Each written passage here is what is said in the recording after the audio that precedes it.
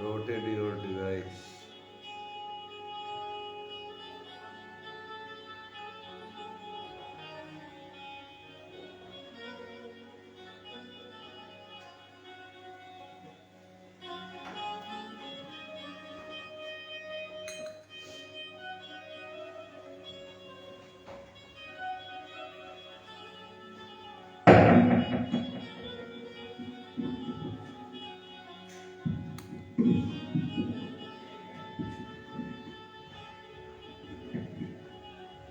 हरि श्री गणेशाय नमः। श्री सरस्वत्यै नमः। श्री गुरु चरण कमलेभ्यो नमः। ध्येयं सदा परिभवग्नमभीष्टदोहम् तीर्थास्पदं शिवविरञ्चिनुतं शरण्यं भृत्यार्तिहं व्रतपाल भवाब्धिपोतं वन्दे महापुरुषते चरणारविन्दं। गुरुर्ब्रह्मा गुरुर्विष्णु गुरुर्देव महेश्वरः गुरुर्साक्षात् परब्रह्म तस्मै श्री गुरवे नमः। सीतानाथ समारंभां श्रीरामानन्दार्य मध्यमाम् अस्मदाचार्य पर्यन्तां वन्दे श्री गुरु परम्पराम्। नारायणं नमस्कृत्य नरं चैव नरोत्तमं देवीं सरस्वतीं व्यासं ततो जयमुदीरयेत्। सीतानाथ समारंभां श्रीरामानन्दार्य मध्यमाम् अस्मदाचार्य पर्यन्तां वन्दे श्री गुरु परम्पराम्। जय जय श्री राधा रमण जय जय नवल किशोर जय गोपी चित चोर प्रभु जय जय माखन चोर जय जय माखन चोर। प्रेम से बोलिए वृंदावन बिहारी लाल की जय। राघवेंद्र सरकार की जय। गिलास हटाई दीजिए। श्रीमद् भागवत दिखाया जाता। अखंड ब्रह्मांड नायक परात्पर ब्रह्म परमेश्वर अखिलेश्वर प्रभु श्री हरि के वांग में कृत स्वरूप श्रीमद् भागवत महापुराण सप्ताह ज्ञान एक मंच पर विराजमान संतत्रय एवं सत्संग की सरिता में सराबोर होने के लिए धार्य समस्त श्रोता बंधु आप सभी के मानव पटल पर विराजमान मेरे गोविंद के चरणों में प्यार भरा राधे राधे। अकार करुणा वरुणालय भक्ति वांछा कर कोई काम करधारी सौभाग्य बिहारी लाल जी के चरणों में इस दास का कोटि कोटि प्रणाम। रविपुर कमल दिवाकर रघुवंश सूर्यवंश शिरोमणि मर्यादा पुरुषोत्तम प्रभु श्री रामचंद्र एवं कनक बिहारी सरकार एवं ब्रजभान नंदिनी अष्ट सखी ब्रजभान नंदिनी किशोरी श्री राधा रानी जी के चरणों में इस दास का बारंबार प्रणाम। अनंत संत बलवंत ज्ञानियों में अग्रगण्य भगवंत कथा के रसिक श्री रामचंद्र चरणानुरागी श्री हनुमंत लाल जी के चरणों में इस दास का कोटि प्रणाम। मंच पर विराजमान संतत्रय संगीताचार्य एवं धर्मबंधु माता एवं माता अनुसुईया के चरित्र का माता अनुसुईया के चरित्र को चरितार्थ करने वाली माताएं एवं बहनें छोटे छोटे भगवत स्वरूप बच्चे आप सभी को सत्संगगण एवं समस्त श्रोतागण के मानस पटल पर विराजमान मेरे गोविंद के चरणों में प्यार भरा राधे राधे। प्रेम से बोलिए वृंदावन बिहारी लाल की जय।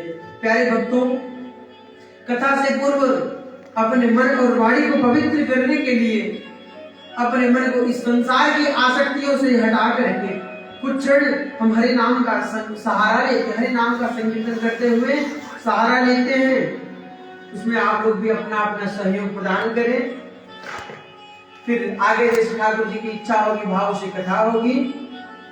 संकीर्तन करने के पूर्व में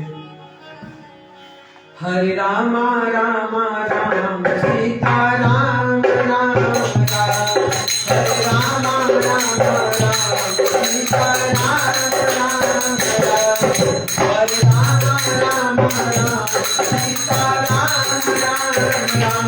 मेरे साथ हाथ लगा करके भाव से गाइए, हरे रामा रामा राम सीता राम राम राम, हरे रामा रामा राम सीता राम राम राम, सीता राम राम राम, हरे रामा रामा राम सीता राम राम राम, राम राम राम, हरे रामा रामा राम सीता राम राम राम, हरे रामा रामा राम सीता राम राम राम, सीता राम राम राम, सीता राम राम राम, सीता राम राम राम, सीता राम राम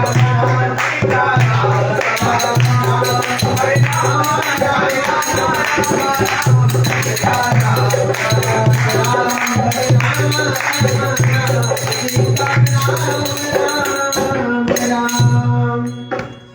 बोलो वत्सल भगवान की जय हो। प्रेम से बोलिए वृंदावन बिहारी लाल की जय हो। श्रीमद् भागवत महापुराण की जय हो। हनुमान जी महाराज की जय हो। नमः पार्वती पतये, हर हर महादेव शंभो। प्यारे भक्तों, आज हम प्रथम दिवस की कथा में प्रवेश करते हैं। प्रथम दिवस की कथा जो होती है वह महात्म की कथा होती है। महात्म यानी महत्व। सबसे पहले हम आज चर्चा करेंगे श्रीमद् भागवत के नाम पर, इसकी चर्चा करेंगे। श्रीमद् भागवत, श्रीमद् भागवत का अर्थ क्या है? श्री शब्द का अर्थ होता है कि श्री यानी लक्ष्मी, लक्ष्मी राधा रानी। आप लक्ष्मी भी कर सकते हैं, राधा रानी जी की भी नाम का उच्चारण कर सकते हैं, श्री यानी राधा रानी। और मद के शब्द का अर्थ होता है पूर्ण, और भागवत यानी श्री राधा रानी की कृपा से पूर्ण जो पुराण है उसी का नाम श्रीमद् भागवत पुराण है प्यारे। और दूसरी बात आती है कि भक्ति ज्ञान वैराग्य को जो तरुण बना दे उस ग्रंथ का नाम, उस संहिता का नाम है श्रीमद् भागवत ग्रंथ। एक और इसका अर्थ है भागवत का भा शब्द उच्चारण करता है कि भाष्यते इति शास्त्राणि। ग शब्द बताता है गीयते नारदादिया, वह शब्द से वैराग्येन परिपूर्यन्ते, त शब्द से तरन्दिते मानवाः। इसका अर्थ हुआ कि भाष्यते इति शास्त्राणि, जो संपूर्ण शास्त्रों का सार है वह है भागवत कथा, जो कि ब्रह्मा जी ने नारद जी को दिया, नारद जी को ज्ञानों को दिया भागवत जी के भाव से, वह है श्रीमद् भागवत कथा। तीसरी बात आती है वह से वैराग्य में परिपूर्यन्ते, जिस कथा को सुनकर के हमारे मन में ज्ञान वैराग्य हमारे मन में सुदृढ़ हो जाए, वह ग्रंथ का नाम है भागवत। चौथा तरन्दिते मानवाः, भागवत वो ग्रंथ है जिसको सुन लेने से, जिसको पढ़ लेने से जीव मानव इस संसार से तर जाता है, कल्याण हो जाता है प्यारे। इसी को कहते हैं भागवत। बोल भागवत भगवान की जय हो। अभी हमने बताया कि प्रथम दिवस की कथा जो होती है वह श्रीमद् भागवत कथा, वह महात्म की कथा होती है। महात्म का अर्थ होता है महत्व, जानकारी, महिमा। देखिए एक बात है, आज भागवत जी को लोग पीछे में विस्तृत चर्चा करते हैं महात्म के अंदर। सबसे पहली बात है सुनिए, जब हम किसी से प्रेम करते, किसी से स्नेह करते हैं, हमें कब उसे स्नेह होता है? जब तक हम उसके विषय में, उसके गुण रहस्य के, उसके स्वभाव के, उसके बारे में नहीं जान जाते हैं, तब तक हमें उससे प्रेम नहीं होता है। जब हम उसकी चर्चा को जानेंगे, उसके स्वभाव को जानेंगे, उसके नाम को जानेंगे, उसकी पहचान करेंगे, तब हमें उससे प्रेम होता है। इसलिए कहा गया है, मानस में गोस्वामी बाबा वर्णन करते हैं कि जाने बिनु ना होई प्रतीति जाने बिनु ना होई प्रतीति जाने बिनु ना होई प्रतीति बिनु परिचित होत नहीं प्रीति बिनु परिचित होत नहीं प्रीति। तो जब तक हम उसके अंदर जाने भी नहीं, उसके विषय में हमें ज्ञान नहीं होगा, तब तक हमें उससे प्रेम नहीं हो पाता है प्यारे। इसलिए भागवत का महात्म, भागवत कथा के प्रथम दिवस में भागवत की महिमा बताई जाती है, उसकी महिमा का वर्णन किया गया है। सूत जी महाराज सौनकादि 88 ऋषियों को महात्म का वर्णन सुनाते हैं। सबसे पहले हम जानेंगे जो भागवत का ग्रंथ है यह 12 स्कंद में वर्णित है। इसमें 12 स्कंद हैं प्यारे, और इसमें 335 अध्याय हैं और 18,000 श्लोकों की यह धर्म संहिता है। भागवत जी के अंदर इतना बड़ा वर्णन दिया गया है। दूसरी बात यह आती है कि जो भागवत जी में जो 12 स्कंद हैं यह हमारे श्रीमद नारायण भगवान विष्णु जी के एक एक अंग बताए गए हैं। जो 12 स्कंद हैं ये एक एक भगवान के अंग हैं, जिसमें से प्रथम और द्वितीय स्कंद जो है यह भगवान श्रीमद नारायण के चरण है, दोनों पादुकाएं हैं प्यारे। और तृतीय और चतुर्थ स्कंद जो बताया गया है यह भगवान के दोनों जंघा हैं। और पंचम और षष्ठम स्कंद, पंचम जो है भगवान का उदर यानी पेट है, और षष्ठम स्कंद भगवान का वक्षस्थल है। सप्तम स्कंद और अष्टम स्कंद भगवान की दोनों भुजाएं हैं, और नवम स्कंद ग्रीवा यानी भगवान का गर्दन माना जाता है। और दसम स्कंद में मुखशीलाग्रीव जो भगवान का मुख होता है यह दसम स्कंद है। और 11वां स्कंद भगवान का साक्षात ललाट है, और 12 स्कंद में भगवान का सिर माना जाता है प्यारे। इस हिसाब से भागवत जी के जो 12 स्कंद हैं भगवान के शरीर के एक एक अंग माने गए हैं। एक बात और आती है कि यह श्रीमद् भागवत की जो कथा है इसमें 3 सोपान है, 3 सीढ़ियां दी गई है इसमें। यह जो भागवत की कथा हुई है 3 लोगों के मध्य में हुई है। वो कौन कौन से हैं? श्री सूत जी महाराज सौनकादि 88,000 ऋषियों के मध्य में यह कथा कही गई। नैमिषारण्य के पावन तीर्थ में जो आज भी उत्तर प्रदेश के सीतापुर जिले में स्थित है, यहाँ पर प्रथम बार कथा हुई जो कि सूत और सौनकादि 88,000 ऋषियों के मध्य में हुई। दूसरी बार सुखदेव जी महाराज और परीक्षित जी के मध्य में हुई जो कि गंगा तट सुताल के स्थान पर हुई। और तीसरी कथा मैत्रेय मुनि और विदुर जी के मध्य में कथा हुई है, हरिद्वार की गंगा के तट पर पावन दिव्य स्थान पर हुई है।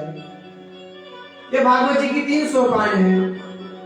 आइए हम सब भागवत जी के महात्म की ओर बढ़ते हैं।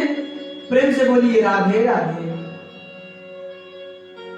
सच्चिदानंद रूपाय विश्वोत्पत्त्यादि हेतवे तापत्रय विनाशाय श्री कृष्णाय वयं नमः। सच्चिदानंद स्वरूप हमारे कृष्ण कन्हैया का स्वभाव कैसा है, आज इस पर चर्चा हम करेंगे कि भगवान हमारे भगवान कैसे हैं, उनका स्वभाव कैसा है, उनका स्वरूप कैसा है। तो ये सच्चिदानंद जो शब्द है ये 3 शब्द से मिलकर के बनाया गया है। सत चित आनंद, 3 शब्द से मिलकर के सच्चिदानंद शब्द बना हुआ है प्यारे। तो सबसे पहले सत चित आनंद में बोले हम सत्य। सत्य का मतलब होता है सत्य। सत्य क्या है?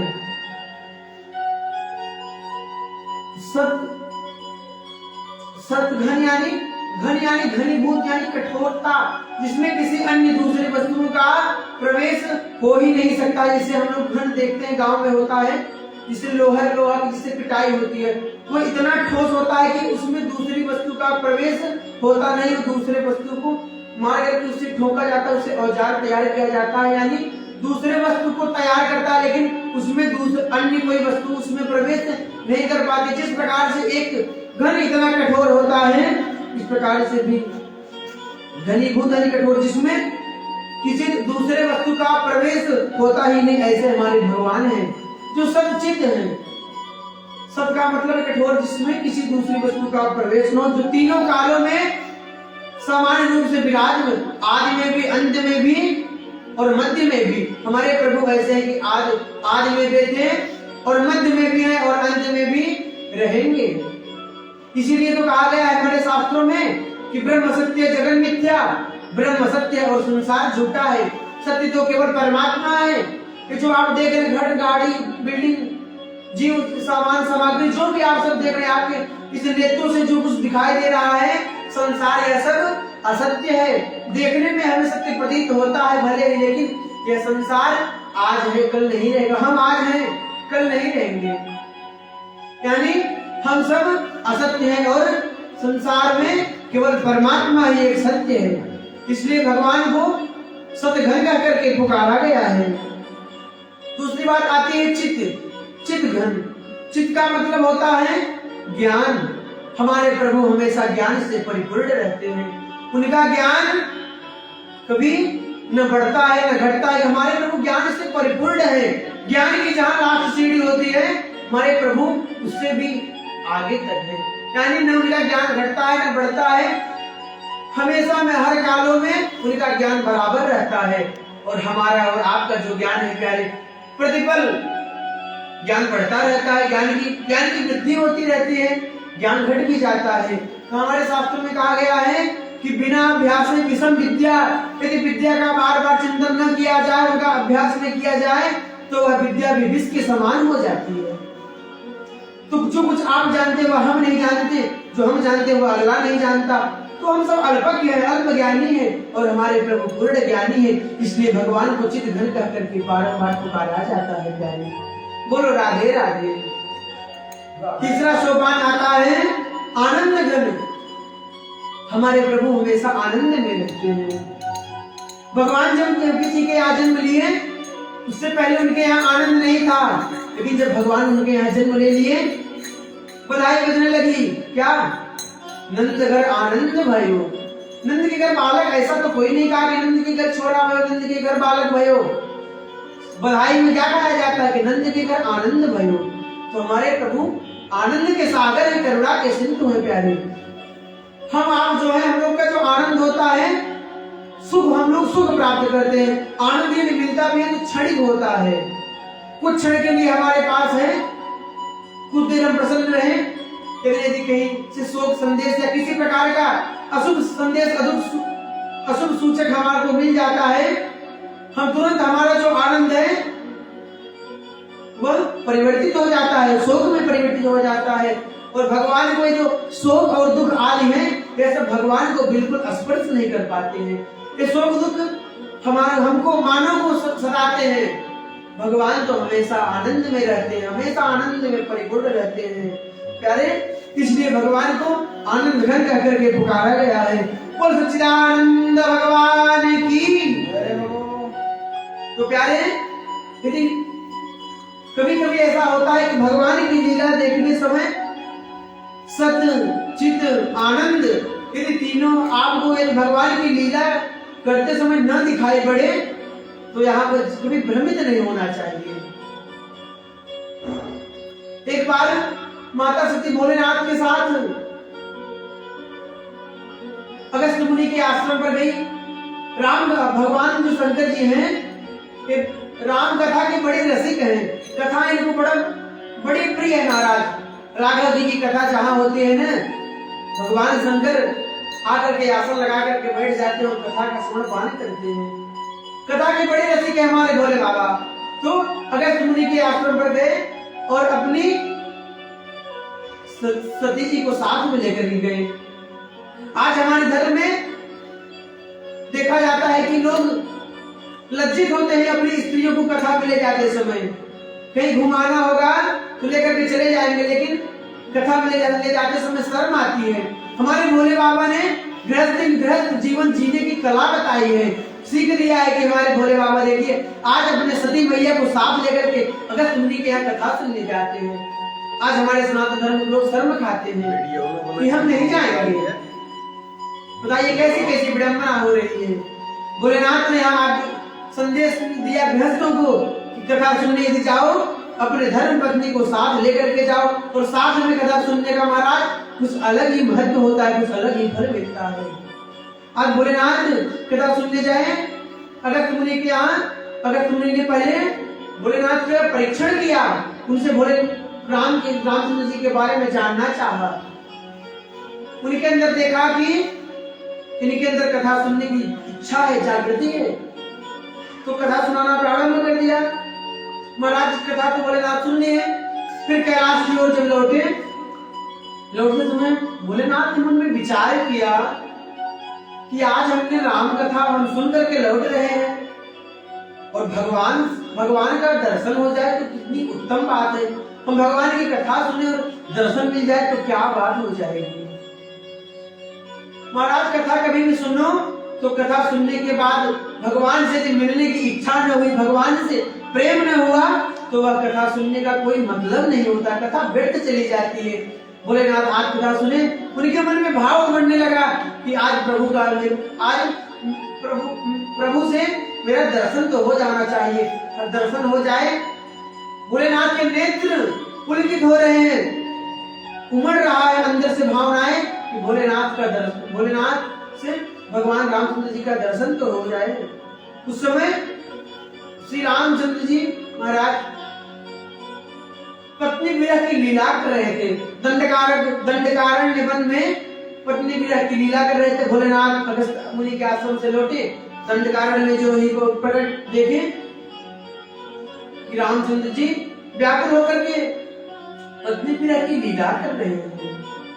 जो दुष्ट रावण सीता माता का हरण करके लंका को ले गया था, और दोनों भाई राम और लक्ष्मण भैया व्याकुल होकर के माता सीता को खोज रहे हैं। और इतने व्याकुल हो गए हैं, आंखों से सुपात हो रहा है, इतने व्याकुल हो गए हैं कि महाराज आज पशु पक्षियों से भी व्याकुलता के साथ पूछ रहे हैं कि हे खग मृग हे मधुकर श्रेणी, हे खग मृग हे मधुकर श्रेणी, तुम देखी से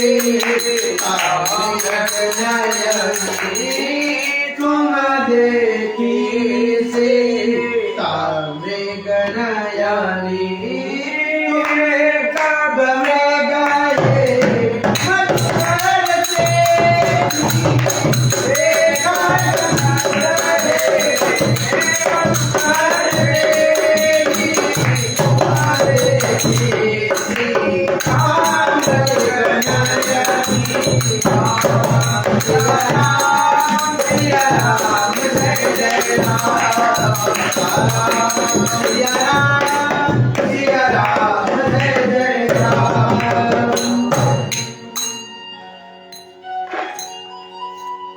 विरह की लीला में प्रभु इतने तन्मय हो गए हैं कि आज जड़ पशु पक्षियों से वृक्षों से पूछते हुए दुखी हो रहे हैं कि भगवान शंकर ने जैसे ही देखा प्रभु के दर्शन हो गए, सो दर्शन करते ही सच्चिदानंद घन करके प्रणाम किया। बोल सच्चिदानंद घन भगवान की जय हो। भोलेनाथ ने हाथ जोड़ करके प्रणाम किया। जय सच्चिदानंद घन पावन अस कहीं चले मनोजन सावन। जो सच्चिदानंद कहकर के हमारे भोले बाबा ने प्रणाम किया तो साथ चल रही सती मैया को खेल हो गया, संशय हो गया कि अरे मेरे भोले बाबा इन्हें सच्चिदानंद कहकर के प्रणाम कर रहे हैं, ये तो बिल्कुल विरोधाभास हो रहा है, बिल्कुल विरोध आभास हो रहा है, ऐसा तो दिख ही नहीं रहा है। क्यों? यदि ये सच्चिदानंद होते, तेरे नारायण होते, तो ये झूठे मूठे मृग के पीछे काहे भागते? असंभवम हेम मृगस्य जन्म तथा विरामो लुलुभे मृगाय। अरे ये तो एक साधारण व्यक्ति भी जानता है कि सोने का मृग कहीं दौड़ता है, चलता है क्या? एक ऐसे भगवान है जो इन्हें पता नहीं कि सोने का अमृत होता है कि नहीं? तो हम इनको कहां से सत्य माने? इनमें तो सत्य का बिल्कुल विरोधाभास है, सत्य तो इनमें दिख ही नहीं रहा है। और चित्त का मतलब मैंने आपको बताया कि ज्ञान, और ज्ञान तो इनमें है ही नहीं है। क्यों? यदि इनमें यदि ज्ञान होता तो इनको मालूम होता कि मैंने सीते को कौन लेकर के गया है। इनको ज्ञान, इसका मतलब इनमें चित्त भी नहीं है। आनंद, अब महाराज आनंद भी इनमें नहीं दिख रहा है। क्यों? क्योंकि आंखों से झरा झरा सुपात हो रहा है। सती मैया को बिल्कुल विरोधाभास दिखा कि न इनमें सत है, न इनमें चित्त है, न इनमें आनंद है। तब हमारे भोलेनाथ ने इनको कैसे सच्चिदानंद कह करके कह दिया। लेकिन ये भी समझ में आ रहा है कि हमारे भोले बाबा परम ज्ञानी है, परम कुशल है, ऐसे वैसे को सच्चिदानंद कह भी नहीं सकते हैं। पर संशय जो है वह जिस्म में बैठ गई, दिमाग में फिट हो गया। देखिए महाराज, संशय बहुत खराब चीज है। विश्वास करना सबसे बड़ी चीज होती है, किसी विषय पर विश्वास करना। तो सती मैया को शंका क्यों हो गई? शंका सुनने का कारण, शंका होने का एक कारण है महाराज। भोलेनाथ को तो शंका नहीं होगी, साथ चल रहे हैं। शंका इसलिए सती मैया को हो गई कि उन्होंने राम कथा को, कथा में तो बैठी थी, कथा लेकिन श्रवण नहीं किया। देखिए, कथा में तो हजारों लोग आकर के बैठ जाते हैं, लेकिन कथा किसमें बैठ रही है, विशेष बात इसकी होती है। लाखों लोग कथा में आते हैं, बड़े बड़े कथाकारों के लाखों लोग आते हैं। किसी से प्रश्न कर दो कि आपने कथा में क्या सुना 3 घंटे में, कोई 10 बातें बता दीजिए, कोई अच्छी 10 बातें कथा में, तो लोग विचलित हो जाते हैं, बता पाते। क्यों? क्योंकि कथा में तो बैठे हैं, वो कथा का सौंदर्य देखने जाते हैं। अरे महाराज क्या व्यवस्था किया है, चलो व्यवस्था देख के आते हैं। अरे महाराज जी वृंदावन से आए, बड़े पवित्र हैं, देखिए बहुत बढ़िया महाराज जी, चलो दर्शन करके आते।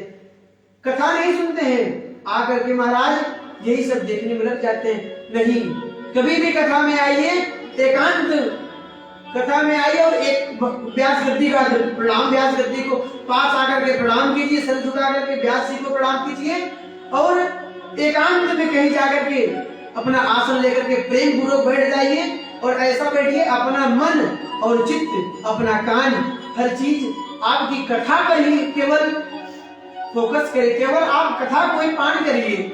आप 3 घंटे समय व्यर्थ कर रहे हैं, तो उस समय को व्यर्थ न जाने दे। कथा में आए हैं तो केवल कथा का ही श्रवण पान कीजिए। संतों के बताए हुए मार्ग पर चलिए, जो बता रहे हैं उसका सुनिए, घर जाकर के उसका चिंतन करिए, मनन करिए, तब आज की कथा सुनने का जो फल है वह फलीभूत होगा। प्यारे सती मैया ने आज कथा नहीं सुनी, सुसंशय हो गया रामचंद्र जी को देख करके। तो महादेव ने कथा सुनी महेश परम सुख मानी। भोलेनाथ ने कथा सुना था तो अपने मन में बड़ा उनको सुख मिल रहा है। प्यारे जब कथा ध्यान से सुनोगे तो कथा का जो आनंद है, जो सुख है, वो आपको साक्षात प्राप्त होता जाएगा। इसलिए महादेव जी ने सती मैया को खूब समझाया कि अरे ये हमारे नारायण का, प्रभु का यह नर लीला चल रहा है। अभी अभिनय कर रहे हैं, अभिनय में आप सच्चिदानंद तो है, अभिनय कर रहे हैं, अभी इनकी नर लीला है देवी। महाराज इतना कुछ समझाने के बाद भी आज सती मैया को भोलेनाथ समझा नहीं पाए, जो कि हमारे शास्त्र कह रहे हैं कि भवानी संगरौ वंदे श्रद्धा विश्वास रूपिणौ। जो भोलेनाथ साक्षात विश्वास के देवता, इसको साक्षात आज विश्वास नहीं है, पर आज सती मैया को विश्वास नहीं दिला पाए मेरे भोलेनाथ। माताओं का स्वभाव होता है कि ये अपनी बातों पर अड़िग हो जाती हैं, विचलित नहीं होती हैं। भोलेनाथ जब खूब समझाए, माता सती को समझा नहीं पाए, अंत में उन्होंने कह दिया कि देवी जो तुम्हारे मन अस संदेह हूं तो कि जाए परीक्षा ले हूं। यदि तुम्हारे मन में ऐसा संदेह हो गया है तो तुम जाकर के परीक्षा ले सकती हो, मेरी आज्ञा है देवी। भोलेनाथ से ऐसी आज्ञा पाकर के सती मैया चल पड़ी। और विचार किया कि इन्हें किस प्रकार से इनकी परीक्षा लूं। विचार में आया कि सीता जी के विरह में रो रहे हैं, तो क्यों न मैं सीता का ही वेश बना करके इनके रास्ते में बैठ जाऊं और ये सीता जाने, अगर ये नारायण होंगे तो मुझे जान जाएंगे, नारायण नहीं होंगे तो मुझे सीता जान करके लिपट जाएंगे। सती मैया ने ऐसी अवधारणा करके आज सीता मैया का रूप बना करके जाकर के आगे कुछ दूरी पर वृक्ष के नीचे बैठ जाती है। रामचंद्र जी आए और पिता समेत अपना नाम लेकर के प्रणाम किया। प्रणाम माते। कहां वृषकेतु? अरे मेरे भोलेनाथ कहाँ है? भोलेनाथ को आप अकेले छोड़ करके वन में कहां विचरण कर रही हो? अरे राम राम, जैसे यह दृश्य देखा माता सती ने चक्कर खा गई। अरे ये तो साक्षात नारायण है प्रभु, जान गए। सती मैया लज्जित हो गई और वहां से चल पड़ती है। तो महाराज यही सत्य होता है। परीक्षा ली सती मैया तो रामचंद्र जी एकदम खड़े उतरे, तो जान गई। इसलिए हमें हमारे प्राकृतिक में हमारे मानवों के जीवन में यही सबसे बड़ी कमी होती है। हम बिना परीक्षण की किसी पर विश्वास नहीं करते हैं। याद रखिए, जीवन में एक बात उतार लीजिए अपने जीवन में प्यारे, कि संतों के, महापुरुषों के बताए हुए मार्ग पर, बताए हुए वाणी पर हमेशा विश्वास करना चाहिए। जिस प्रकार से, एक उदाहरण के माध्यम से समझिए आप लोग, जैसे यदि एक छोटा सा बच्चा हो, नन्हा सा 2-3 साल का बच्चा, यदि उसको माता कहे कि बेटा ये तुम्हारे पिताजी हैं, इनको पिताजी बोलो, अब वही बच्चा प्रश्न कर दे कि माता जी मेरे पिता कैसे हुए, मैं पिता कैसे कहूं, कि पिता कैसे हुए मुझे बताओ ना, तो क्या वो माता अपने पिता को, वो माता बच्चे को समझा सकती है क्या कि तुम्हारे पिता कैसे हुए? और यदि माता समझा सकती है तो क्या वो बच्चा समझ सकता है कि ये हमारे पिताजी हैं? जिस प्रकार से वह अबोध बालक समझ नहीं सकता है, उसको उस समय क्या करना चाहिए?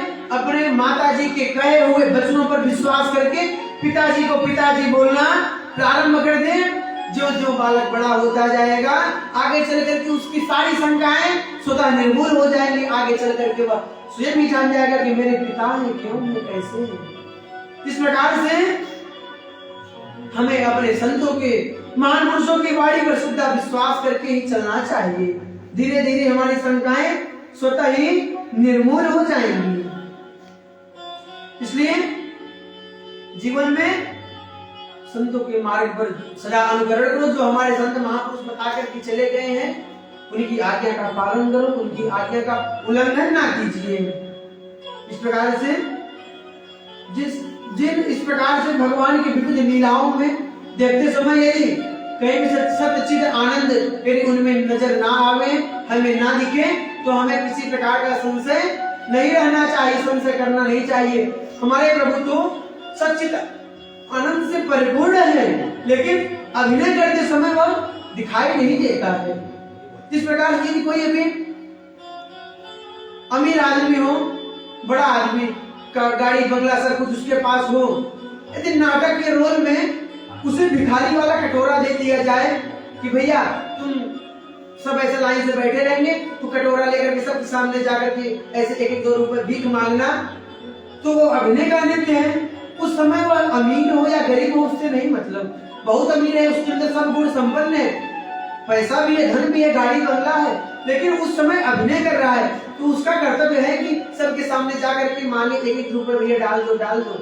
तो उस समय यदि आप देख करके संशय करें, तो ऐसा संशय नहीं करना चाहिए। हमारे प्रभु सच्चिद आनंद है और रहेंगे, इन तीनों गुण परिपूर्ण है। इस प्रकार से सच्चिदानंद की व्याख्या, बोल सच्चिदानंद घन भगवान की जय हो। ये सच्चिदानंद की व्याख्या है। दूसरी बात यहाँ आती है, हमारे प्रभु कर्म क्या करते हैं, उनका काम क्या है? तो सच्चिदानंद रूपाय विश्वोत्पत्त्यादि हेतु में हमारे प्रभु जो है वो विश्व की उत्पत्ति करते हैं, उसका पालन करते हैं, और अंत में अपने आप में सारे जीवों को संभाल लेते, संहार करके अपने आप में संभाल लेते हैं। प्रभु का यही काम है, वही जन्म देते हैं, वही पालन करते हैं और वही जीव का संहार करते हैं। जिनके चरण शरण को ग्रहण कर लेने से जीव का, मानव का तीनों ताप नष्ट हो जाता है। ये जो हम मानव जीव हैं, तीन ताप में तप रहे हैं प्यारे। तो तीनों ताप कौन कौन से हैं?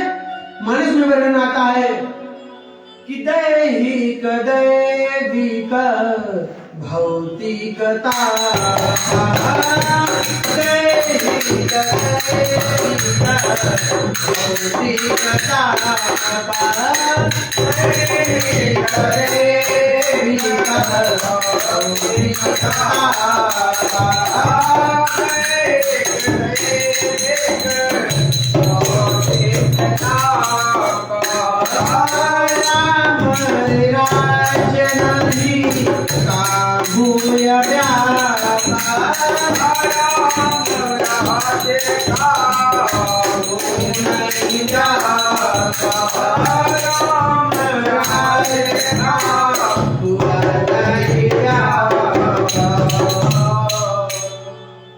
तो किसी दैहिक भौतिक त्रिताप में जीव जो तप रहा है, यदि वह भगवान के चरण और शरण को ग्रहण कर लेता है प्यारे, तो तीनों ताप से मुक्त हो जाता है।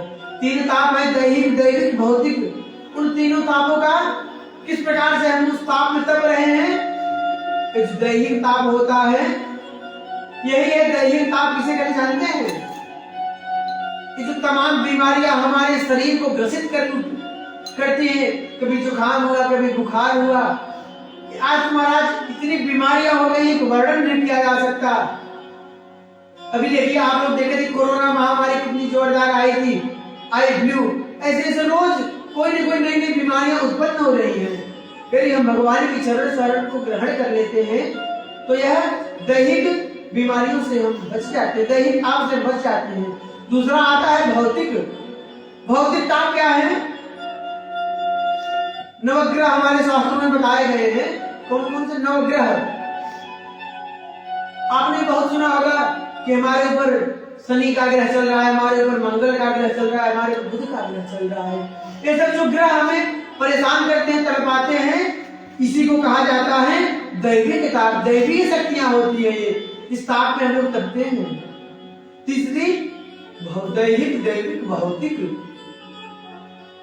ये जो भौतिक ताप बताए गए हैं, ये भूत प्रेत आदि पिशाचों के द्वारा हमें प्रताड़ित किया जाता है, ये हम इसे कहा जाता है भौतिक ताप। तो जो भी मानव, जो भी जीव भगवान के चरण में जाकर के, भगवान के युगल पावन चरणों में जाकर के आश्रय ले लेता है, वह इस तीनों तापों से मुक्त हो जाता है। श्री कृष्णाय वयं नमः। ऐसे भगवान श्री कृष्ण के पाद पद्मों में हम सब मिलकर के बारंबार प्रणाम करते हैं। बोलिए कृष्ण कन्हैया लाल की जय। ये हमारे प्रभु के स्वरूप के, उनके बारे में आप लोग ने जाना। अब परम भागवत श्री सुखदेव जी महाराज को प्रणाम करते हुए अपने मन को नैमिषारण्य की पावन भूमि पर ले चलते हैं, जहां पर सूत जी महाराज 88,000 ऋषियों को श्रीमद् भागवत कथा का श्रवण पान करा रहे हैं। पहले सौनक जी महाराज सूत जी महाराज से प्रश्न कर देते हैं कि महाराज, मेरा एक प्रश्न है। क्या? अज्ञान ध्वांत विध्वंस कोटि सूर्य समप्रभ सूताख्या हि कथा सारम मम कर्णरसायनम। भगवान, ये जो त्रिभुवन जगत में जो अंधकार है, इसको दूर करने में हमारे सूर्य भगवान सक्षम है। परिपूर्ण त्रिभुवन जगत में जो भी अंधकार है, रात्रि होती है, भगवान सूर्य नारायण उदय होकर के त्रैलोक के अंधकार को भस्म कर देते, भस्मीभूत कर देते हैं, समाप्त कर देते हैं प्यारे। पर भगवान आप तो ज्ञानियों में करोड़ों, भगवान सूर्य में इतनी सामर्थ्यता है कि ये अंधकार को समाप्त कर सकते हैं, पर हमारे हृदय में जो अंधकार का, अज्ञान का जो अंधकार छिपा हुआ है, उसे मिटाने में भगवान सूर्य भी सक्षम नहीं है प्यारे। इसलिए गुरुदेव आप तो कोटि सूर्य समप्रभ, आप तो करोड़ों सूर्य के समान ज्ञानी है, ज्ञानवान है। प्रभु आप एक ज्ञान की किरण मेरे हृदय पटल पर भी छोड़ दीजिए, डाल दीजिए, जिससे हम जो अज्ञानी अंधकार में भटके हुए हैं उसे ज्ञान की ओर, बस हमारे लिए ज्ञान की रास्ता प्रशस्त करें, मार्ग प्रशस्त करें, जिससे हमारे हृदय का जो अज्ञान है वह ध्वस्त हो जाए, समाप्त हो जाए। भगवान हम जानना चाहते हैं, क्या जानना चाहते हैं कि वैष्णव लोग ज्ञान वैराग्य को बढ़ाने के लिए क्या कर्म करते हैं, क्या क्या करते हैं। गुरुदेव ये जो मृत्यु लोग हैं, यहाँ पर अनेक, हर प्राणी अपने अपने दुखों से, अपने अपने क्लेश से बहुत परेशान है, बड़ा परेशान है। प्रभु कल्याण करने का कोई साधन बता दीजिए। भगवान साधन तो कई हैं, अनेक साधन है, साधन तो बहुत बताया गया है, पर हमारे पास समय बहुत कम है। कोई ऐसा सरल से सरल साधन बताएं, उपाय बताएं, जिससे हम अपने गोविंद को प्राप्त कर सकते हैं। प्रभु कोई ऐसा बताइए जिस कृष्ण प्राप्ति का कोई सरल और सुगम रास्ता बताइए, जिससे हम गोविंद को प्राप्त कर सकते हैं। भगवान जगत में दो चीज बहुत महत्वपूर्ण है, बहुत जानने योग्य है। वो कौन कौन सी चीज है? चिंता मणिर्योग सुखम सुरद्यो स्वर्ग संपदम प्रयच्छति गुरु प्रीतो वैकुंठम योगी दुर्लभम। संसार में दो चीज बहुत महत्वपूर्ण, बड़ी विशेष बताई गई शास्त्रों में। एक चिंतामणि, दूसरी कल्प वृक्ष। प्यारे मेरे, चिंतामणि के सामने आप जा करके कोई चीज, किसी वस्तु के लिए आप कामना करते हैं, उससे मांगते हैं कि हे देवता, हे वृक्ष देवता, आप हमें एक वस्तु प्रदान कीजिए। तो चिंतामणि मणि होती है, सॉरी गलत हो गया, मणि जो होती है, चिंतामणि है। इस मणि के सामने आप जो कुछ भी याचना कर दोगे तो आपको तत्क्षण ही प्राप्त हो जाएगी। और दूसरी कल्प वृक्ष, कल्प वृक्ष के नीचे आप बैठ करके जो भी याचना करें, जो भी उससे मांगेंगे। और आज कल्प वृक्ष में इतनी सामर्थ्यता है कि स्वर्ग के सारे भोग को आपको अपने पास ही प्रदान करा सकती है। पर चिंतामणि, कल्प वृक्ष, दोनों में भी इतनी सामर्थ्यता नहीं है कि मेरे गोविंद को प्राप्त करा सके। भगवान प्राप्ति तो केवल गुरुदेव आप में है। गुरुदेव आप ये चाहे, जिसके ऊपर गुरु की कृपा हो जाती है, उसके लिए वैकुंठ, दुर्लभ वैकुंठ भी सहज ही प्राप्त हो जाता है। जो योगियों को, बड़े बड़े महात्माओं को दुर्लभ है। सूत जी कहते हैं, सौनक जी, सौनक जी की बात सुन करके बड़े प्रसन्न हुए सूत जी महाराज, और बोले, महात्माओं आपने मुझे इतना आदर दिया, इतना सम्मान दिया कि मैं तो आपको संपूर्ण शास्त्रों का सार बता देता हूं। अब यहाँ पर प्रश्न आता है कि भागवत सुनने का मुख्य कारण क्या है? भागवत सुना क्यों जाता है? उसका विशेष महत्व क्या है? हम भागवत क्यों सुनते हैं? सूत जी महाराज कहते हैं, महात्माओं, सोनकाय खासी के जाति शिव को कहते हैं, महात्माओं, सबसे बड़ी बात तो यह है कि जगत में सबसे बड़ा भय यदि किसी चीज का है तो किसका है? मृत्यु का भय है। जगत में मृत्यु का भय सबसे ज्यादा होता है। यह मृत्यु लोग है महाराज, यहाँ सभी मरने वाले हैं। इसका नाम ही है संसार। संसार का अर्थ होता है संसरति संसारः, जो प्रतिपल अपने स्थान से खिसक रहा है, अपने स्थान से बदल रहा है, वही है संसार। संसार का मतलब ही यही होता है कि जो प्रतिपल अपने स्थान से खिसक रहा हो। तो काल व्याल मुखग्रास कासलिदास हेतवे श्रीमद्भागवतं सारम् कलौ कीरेण भासितम्। सभी लोग काल के ग्रास बने बैठे हैं। कब काल अपना मुख बंद कर ले कि हम सब जीव काल के मुख में जाकर के इस संसार से मुक्त हो जाएंगे। प्यारे, जीवन लीला ही तत्क्षण उसी समय ही समाप्त हो जाएगी। सबसे बढ़िया बात तो यह है कि महात्माओं, पूछ रहे भागवत सुनना क्यों चाहिए, तो सबसे बढ़िया बात यही है कि भागवत की कथा इसलिए सुननी चाहिए कि मृत्यु के भय को मिटाने के लिए भागवत की कथा सुननी चाहिए। मृत्यु का भय संसार में सभी को है, इसलिए सभी को भागवत सुनना चाहिए। कि भागवत ऐसी ग्रंथ है जो मृत्यु के भय से मुक्त कर देती है। प्यारे, राजा सुखदेव जी महाराज परीक्षित जी को भागवत की कथा क्यों सुनाई थी? कारण तो यही था ना कि परीक्षित जी को सांप लगा था, 7 दिन में मरने वाले थे, इसलिए सुख जी महाराज उनको कथा सुनाई है श्रीमद् भागवत जी की। तो सबसे बढ़िया बात यही है, मृत्यु तो होगी ही, तो मृत्यु तो अटल है, सत्य है, ये बंद नहीं, नष्ट तो होगी नहीं, इसलिए मृत्यु का भय नष्ट हो जाएगा। प्यारे, इसलिए राजा परीक्षित को श्रीमद् भागवत कथा सुनाया गया। अब यहाँ पर फिर प्रश्न आता है कि अच्छा महाराज, आप करें मृत्यु का भय समाप्त हो जाता है, अच्छा क्या जो भागवत सुन लेता है क्या उसकी मृत्यु नहीं होती है? क्या जो भागवत सुन लेता है मरता ही नहीं है?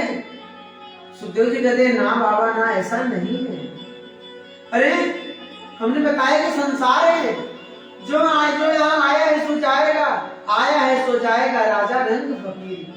जो आया है बचेगा कोई नहीं धरा धाम पर, यहाँ से सब चले जाएंगे। लेकिन देखिए, मृत्यु भी 2 प्रकार की होती है। एक मृत्यु सुखदायक प्राप्त होती है, जो ऐसे चलते फिरते प्राण छूट जाते हैं। एक मृत्यु वो होती है, मरते तो सब हैं, कोई एकदम कष्ट भोग करके मरता है, 2-4 साल बेड पर पड़े हुए एकदम परेशानी के साथ पड़ता है, कोई स्वाभाविक ही मर जाता है। तो जो मृत्यु का भय है, वह भय आपका समाप्त हो जाएगा जब आप श्रीमद् भागवत कथा का श्रवण कर लेंगे। इसलिए भागवत की कथा श्रवण कराई जाती है। मृत्यु की सबकी होगी, लेकिन मृत्यु का जो भय है वह समाप्त हो जाएगा। प्यारे, मृत्यु बिगड़ेगी नहीं, मृत्यु सुधर जाएगी, इसलिए श्रीमद् भागवत कथा को श्रवण कराई जाती है। जैसे सुखदेव जी महाराज परीक्षित को कथा सुनाने बैठे तो क्या हुआ? सुधा कुंभम गृहीत वैव देवास्तत्र समागम। जैसे कथा सुनाने बैठे देवताओं को खबर पड़ गई देवलोक में कि परीक्षित को 7 दिन श्राप मिला है कि 7 दिन में उनकी मृत्यु हो जाएगी। देवता सुने, तुरंत अमृत का कलश लेकर के सुखदेव जी महाराज के संरक्ष में पहुंच गए। कहते हैं, गुरुदेव आप परीक्षित को कथा सुना रहे हैं, इसलिए कि इनको 7 दिन बाद इनकी मृत्यु होने वाली है, इसलिए आप कथा सुना रहे हैं। अरे भगवान, हम अमृत लाए हैं, अमृत का कलश लाए हैं, हम परीक्षित को पिला देंगे, इनका जो मृत्यु का भय है वो मृत्यु का भय समाप्त हो जाएगा और अमर हो जाएंगे, इनका जो मरेंगे ही नहीं। सुखदेव जी समझ गए कि देवता बताओ बिना बुलाए और अमृत का कलश लेकर के आ गए, यानी कुछ विशेषता तो है। देवता अभी साधारण लोगों को अमृत तो मिलता नहीं है, और देवता बिना बुलाए बिना मंत्रोच्चारण किए दौड़े भागे कलश लेकर के चले आए, अमृत का कलश, यानी कुछ भी खास बात है। तो सुखदेव जी को बड़ा आश्चर्य हुआ, देवताओं को हमने बुलाया नहीं और ये कलश लेकर के आ गए। तो सुखदेव जी ने कहा कि यदि आप लोग कलश लेकर के आए हो तो क्या हुआ? बोले इनको पिलाना चाहते हैं। बोले तो क्या हुआ, पिला दो। जो सुखदेव जी महाराज पिलाने की बात कही तो देवता तुरंत परमार्थ की बात बोल दिए, भगवान हम इनको अमृत तो पिला देंगे, लेकिन आप जो कथा अमृत परीक्षित को पिला रहे हैं इसको पूरा पूरा हमको पान करा दीजिए, हम परीक्षित को अमृत पिला देंगे और एक अमृत को प्राप्ति हो जाएगी, ये मरेंगे नहीं। जब यह बात सुने सुखदेव स्वामी ने तो ठहाका मार करके हंसे, कथामृत पिला दीजिए। प्रभात से हम में श्रीमद् भागवतामृत, बड़ी जोर से हंसे कि देवताओं तुम तो बड़े ठगिया हो भैया, परमार्थ की बात तुमने खूब सीखी है। हम समझ गए थे जब तुम कलश लेकर के आए थे ना, तभी हम समझ गए कि कोई तो चक्कर तो है। महाराज सुखदेव भगवान ने कहा, देवताओं सुनो, ये कहां तुम्हारा कांच का टुकड़ा और कहां मेरी मणि, तुम्हारी कथा को व्यापार बनाए हो। देवताओं अदला बदली करना चाहते हो हमारी कथा से। अरे देवताओं, एक करोड़ों की मेरी मणि और तुम्हारी कांच का टुकड़ा, अरे बराबर की, कभी हम अदला बदली करते तो बराबर की वस्तुओं से की जाती है भाई, बराबर है, तुम अपना हमें दे दो, हम अपना तुम्हें दे देते हैं। अब कहा मणि और कहा कांच का टुकड़ा, कितना अंतर, जमीन आसमान का फर्क है। सुखदेव जी महाराज देवताओं को डांट करके भगाए, बोले क्व सुधा क्व कथा लोके क्व काचः क्व मणिर् महान ब्रह्मरातो विचार्यैव तदा देवान् जहासः। अरे देवताओं तुमने कभी विचार नहीं किया, कहा मेरे करोड़ों की मणि, तुम कांच का टुकड़ा लेकर के दौड़े चले आए हमारे पास। ब्रह्मराज जानते किसे कहा जाता है? ब्रह्मराज सुखदेव स्वामी का, सुखदेव जी का नाम ब्रह्मराज भी है और परीक्षित का क्या नाम है? विष्णुराज। परीक्षित जी को विष्णुराज कहा गया है। महाराज ये भागवत के दो मुख्य श्रोता है, सुखदेव जी महाराज और परीक्षित जी महाराज। अब यहाँ पर कथामृत और सुधामृत में सुखदेव स्वामी वर्णन करते हैं कि कथा अमृत सुधा अमृत में अंतर क्या है, जो भगवान ने देवताओं को भगा दिया, डांट करके। सोचिए हम लोग देवताओं की पूजा करते हैं, मंदिरों के द्वारा बुलाते हैं, सुखदेव स्वामी ने उनको डांट करके भगा दिया, बात क्या है? कथा अमृत और सुधा अमृत में विशेषता क्या है, आइए हम सब बताते हैं। महाराज ये तो सुधा अमृत है, इसके पीने का अधिकारी होना पड़ता है। सुधा अमृत पीने का अधिकारी होना चाहिए। महाराज अधिकारी कैसे? अधिकारी सबसे पहले बनना पड़ता है। जो सुधा अमृत यानी अमृत है, उसे पीने के लिए सबसे पहले हमें खूब पुण्य का अर्जन करना होगा। खूब हम पुण्य अर्जन करें, और जब हम पुण्य अर्जन कर लेंगे, परिपूर्णता से हमारा पुण्य बहुत हो जाएगा, तो उस पुण्य के प्रताप से, उस पुण्य के बल से हम स्वर्ग पर जाएंगे, और जब स्वर्ग में जाएंगे तो वहां हमें अमृत का पान कराया जाएगा। अमृत का पान तो कराया जाएगा, लेकिन कथा जो है सुधामृत ये सबको सुलभ नहीं होता है। क्यों? क्योंकि हर मानव से हर मनुष्य से सत्कर्म तो होता नहीं है। महाराज कोई होता है जो सत्कर्म कर लेता है, अच्छा कर्म करता है, जो स्वर्ग जाने के लिए तत्पर होता है।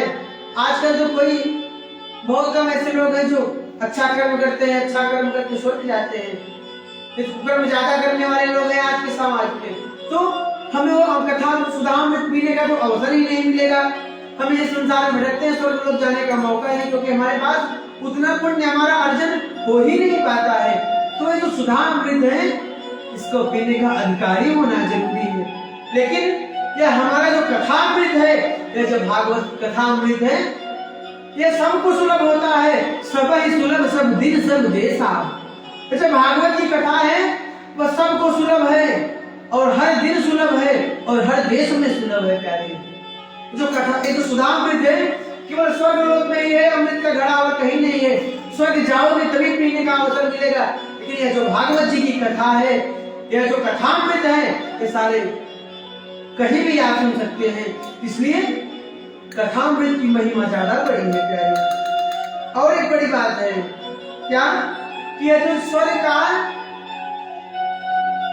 का जो अमृत है, यह भेदवादी है, सबको तो मिलता नहीं, लेकिन जो कथा का अमृत ये सबको मिलता है, चाहे वह उच्च जाति का हो चाहे नीच जाति का हो। अरे भैया, गांव में कथा हो रही, समाज में कथा हो रही है, जाकर के प्रेम से बैठ जाओ आसन लेकर के, और कथामृत तो पा रही है। आप उसे अपने कानों के द्वारा अपने हृदय में अवतरित करिए और खूब बैठ करके चकाचक पान कीजिए। ये तो सब हर सुलह है प्यारे। इसलिए और विशेष बात यह है कि आपका जो सुधामृत कथामृत है, सुधामृत आप जब पी लेंगे ना, तो आपका देखिए जो सुधामृत है, जैसे हम दुकानदार को 10 रुपए दे तो उसके बदले में हमें उस सामान कुछ देता है, हमारे पैसे का जो अस्तित्व है वो तो समाप्त हो गया, उसके पास चला गया। तो ऐसे ही जो हम पुण्य अर्जन करके स्वर्ग पर जाते हैं, तो हमारा जो पुण्य होता है वो हम देवताओं को देते हैं और देवता हमें अमृत पिला देते हैं। और जो अमृत पिए कुछ दिन हमारा वहां रहना पूर्ण हुआ और हमारा पुण्य क्षीण हो गया। जब पुण्य क्षीण हो जाएगा तो गीता में भगवान ने अर्जुन को उपदेश दिया है क्या कि क्षीणे पुण्य मर्त्य लोकम विशन्ति। आपको जब पुण्य नष्ट हो जाएंगे आपको फिर उस मृत्यु लोक में आकर के जन्म लेना पड़ता है। और जो कथामृत, जो भगवान की कथामृत है, वह आपके पाप को समाप्त करती है, और जो सुधा अमृत है आपके पुण्य को समाप्त करने वाली होती है। इसलिए हर जगह में अपनी जो कथामृत है यह स्वर्ग के अमृत से बड़ी मानी गई। इसलिए सुखदेव स्वामी ने देवताओं को डांट कर भगा दिया। देवता जो होते बड़ी स्वार्थी होते, अपने काम निकालने आते हैं। देवताओं ने अदला बदली करना चाहा, इसलिए कथा को व्यापार समझा, इसलिए सुखदेव स्वामी ने डांट करके भगा दिया प्यारे। यदि देवता सुनने की भावना से, प्रेम की भावना से आए होते और आसन लेकर के बैठ जाते तो सुखदेव स्वामी मना न करते, कथा सुनाते। लेकिन यहाँ तो देवता जो है वो अदला बदली करने आए थे, व्यापार की दृष्टि से आए थे, इसलिए सुखदेव स्वामी ने भगा दिया। अमृत नहीं मिलाया, अब सारे देवता मुंह लटका करके ब्रह्मलोक में चले गए। अरे महाराज ब्रह्मा जी बोले क्या हुआ देवताओं, तुम्हारा मुख लड़का सा क्यों लग रहा है, खिन्न मन तुम क्यों हुए हो? देवता बोले अरे प्रभु विधाता, हम लोग गए थे कथा सुनने के लिए सुखदेव जी के यहाँ, और सुखदेव जी ने तो हमें कथा सुनाया ही नहीं, डांट करके भगा दिया। अरे उनकी कथा में ऐसी क्या विशेषता है जो हमें डांट करके भगा दिया? ब्रह्मा जी बोले देवताओं 7 दिन का इंतजार करो, 7 दिन देखो कि परीक्षित जो कथा सुना रहे हैं उन परीक्षित का क्या होता है। जब 7 दिन देखते हैं उसके बाद हम आपको बताएंगे। राज्यो मोक्षं तथा वीक्ष पुराधाता विस्मितः सत्यलोके तुलां बद्ध्वा तोलयद साधनान्यज। ब्रह्मा जी ने देवताओं को आदेश किया, देवताओं तोलदान आज हम करेंगे, तराजू जाओ लाओ। सारे देवता के तराजू लेकर के आए और तराजू में आज ब्रह्मा जी ने तोलदान किया। इस प्रकार से तराजू को पकड़े और एक पलड़े पर जितने भी धर्मशास्त्र है, चारों वेद उपनिषद गीता भागवत गीता रामायण 17 पुराण एक पलड़े पर रख दिया और श्रीमद् भागवत जी को एक पलड़े पर रखा। और जब ब्रह्मा जी ने तोलदान के लिए उठाया प्यारे, सारे धर्मशास्त्र ऊपर के ऊपर रह गए, भागवत जी का पलड़ा भारी हो गया। यह है भागवत जी की महिमा। बोल भागवत भगवान की। जो विधाता जी ने यह दृश्य को देखा अचंभित हो गए। अरे यह महिमा है श्रीमद् भागवत जी की कि सारे धर्मशास्त्र फीके पड़ जाइए इस श्रीमद् भागवत जी के सामने। देवताओं लघुन्यन्यानि जातानि गौरवेणैदं महत् तदा ऋषिगणा सर्वे विस्मयं परमं ययुः। सभी साधन हल्के पड़ गए, भागवत जी का पलड़ा भारी पड़ गया। महात्माओं ने घोषणा कर दी, मेरे भगवत रूपम शास्त्रम भागवतम कलौ। ये जो श्रीमद् भागवत जी का ग्रंथ है, यह साक्षात भगवान श्रीमद नारायण मेरे ठाकुर जी का साक्षात विग्रह है। इसके शब्द शब्द में, अक्षर अक्षर में श्री श्याम, हमारे श्री श्याम सुंदर की श्यामलता समाई हुई है प्यारे। ये भागवत जी की महिमा है। तेने अम्बान्मयी मूर्ति प्रत्यक्षा वर्तते हरे। यह श्रीमद् भागवत कथा जो है, यह भगवान श्रीमद नारायण का साक्षात विग्रह है। हमें भागवत जी की हमेशा सम्मान करना चाहिए। हमें भागवत जी की यह पुस्तक है, इस पुस्तक को हमें ऐसे फेंक के नहीं रहना चाहिए, इसका हमें सम्मान करो। अभी आगे वर्णन आता है महात्मा का कि भागवत जी की रोज पूजा करनी चाहिए, क्योंकि यह साक्षात भगवान का शब्द रूप विग्रह है। भगवान के कई विग्रह होते हैं, तो भगवान इसमें शब्द रूप विग्रह में इसमें व्याप्त है प्यारे।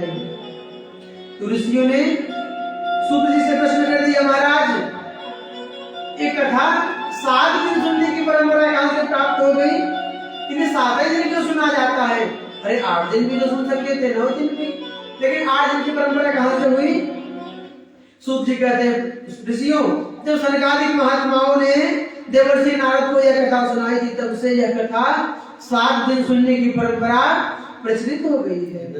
सौनकादि ऋषियों ने प्रश्न किया, महाराज नारद जी 2 घड़ी तो कहीं, 2 घड़ी से ज्यादा तो कहीं रुकते ही नहीं है, तब 7 दिन कैसे बैठ करके कथा सुन रही है?